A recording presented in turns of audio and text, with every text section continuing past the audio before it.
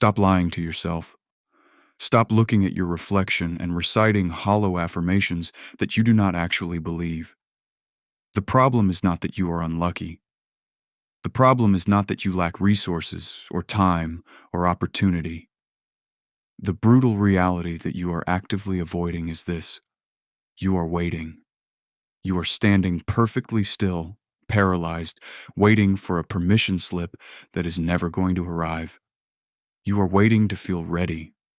You are waiting for the stars to perfectly align, for the fear to vanish, and for a powerful, magical wave of motivation to sweep you off your feet and carry you across the finish line.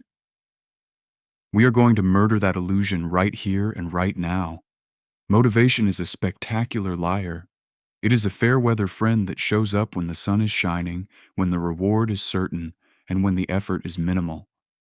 But the moment the first cloud appears, the second things get difficult, confusing, or painful. Motivation packs its bags and abandons you.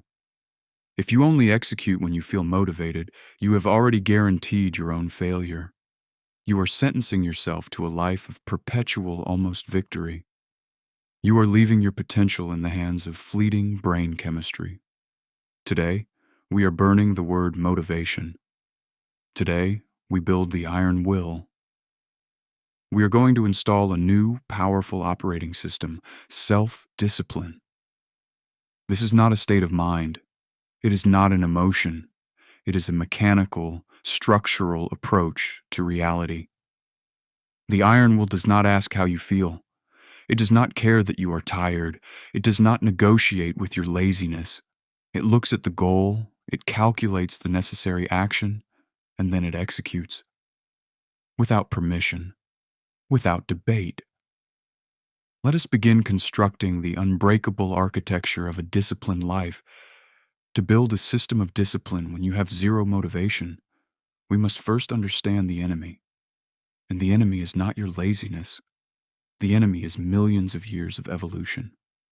Your brain has one primary mandate: survival. Motivation is an emotional state.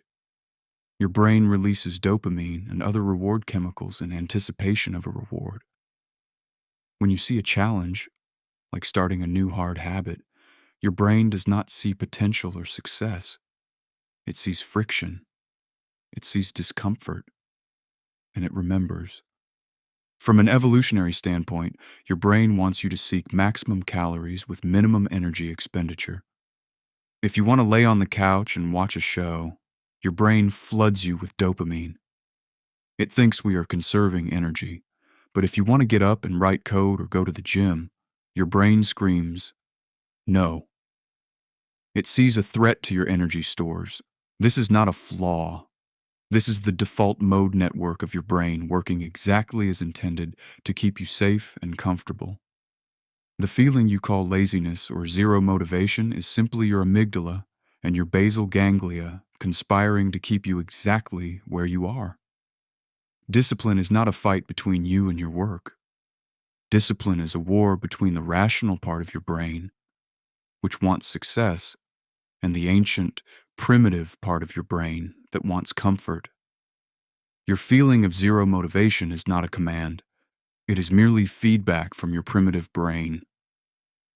You are interpreting that feedback as, I cannot do this.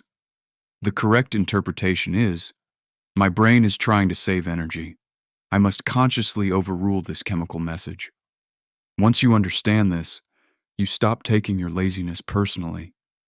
You start seeing it as a predictable, manageable biological event. The world is full of books, seminars, and gurus whose entire business model relies on you believing you need motivation to start. This is the ultimate cart before the horse problem. Let us dismantle the false cycle that dominates your current reality. First, you wait for inspiration. You sit around, waiting to feel right. Second, you execute rarely. When the feeling magically aligns, you work, but only momentarily. Third, the feeling fades and you stop. Fourth, you experience guilt and shame, solidifying the belief that you lack discipline. This is a hamster wheel. It relies on internal chemical states over which you have very little direct, consistent control.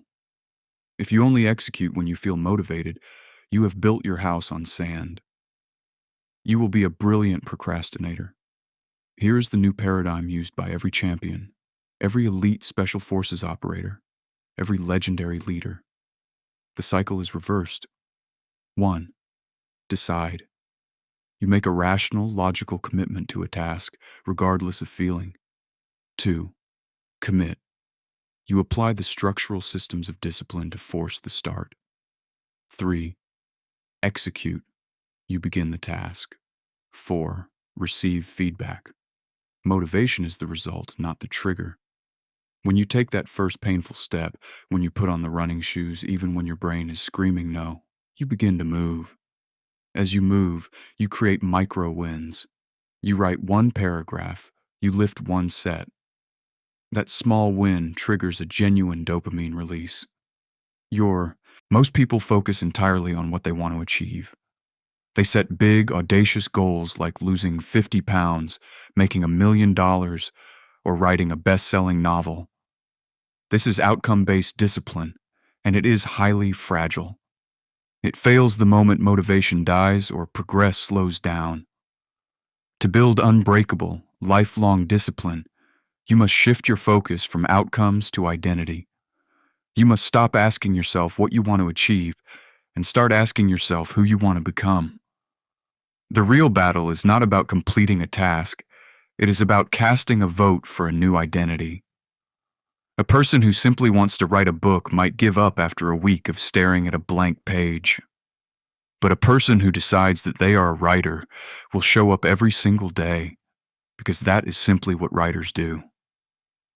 Every action you take is a vote for the type of person you want to become. When you cast enough votes by showing up repeatedly, your core belief about yourself fundamentally changes. Discipline stops being a daily struggle of willpower and becomes your default state of being. You no longer need to fight yourself to do the work, because doing the work is simply a reflection of who you are. Let us get brutally real for a moment about the choices you make every day. Both paths in life hurt. There is no escape from pain, discomfort, and effort in this world. You cannot choose a life free of pain, but you can choose what kind of pain you are willing to endure. You have exactly two choices. The first choice is the pain of discipline.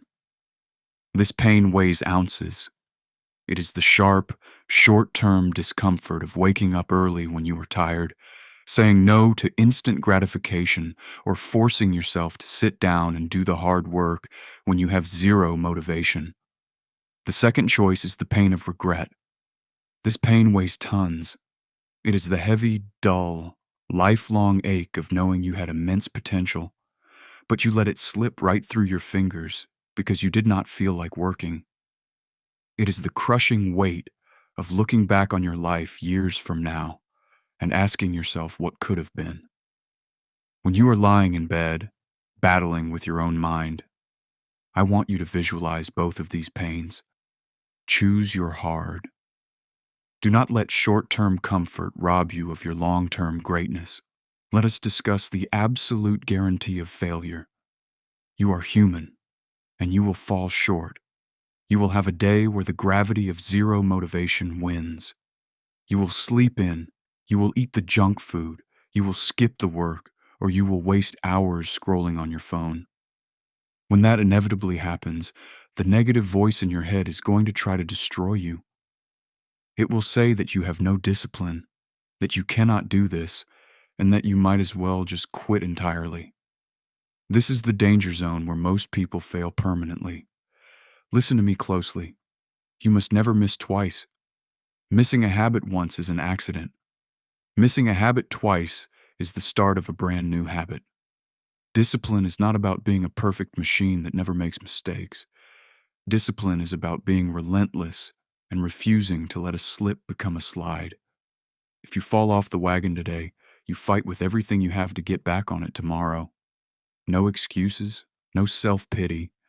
You forgive yourself instantly, you drop the guilt, and you get back to pure execution. To take your discipline to the absolute highest level, you must understand the deep relationship between your mind and your physical body. You cannot build ironclad mental discipline if your physical foundation is broken. If you are chronically sleep deprived, eating highly processed foods that crash your energy, and neglecting your physical health, you are actively sabotaging your prefrontal cortex. That is the area of your brain responsible for willpower and long-term planning. When your body is stressed and depleted, your brain defaults to seeking instant gratification to survive the immediate moment. You make it physically impossible to practice self-control. True discipline starts with mastering your sleep, staying hydrated, and moving your body. When your physical energy is optimized, your mental capacity for discipline increases tenfold. You stop fighting an uphill battle against your own biology, and you start using your physical state as fuel for your goals. Finally, you must adopt the mindset of modern Stoicism. The ancient Stoics understood a fundamental truth about human life. You cannot control the external world, the weather, the economy, or the actions of other people. The only thing you can ever truly control is your own effort and your own response to what happens around you. When you wake up with zero motivation, that is an external event happening inside your biology. You cannot control that initial feeling of sluggishness, but you have absolute control over whether you let that feeling dictate your physical actions. Stop making your success dependent on conditions that you cannot control. Stop waiting for the PI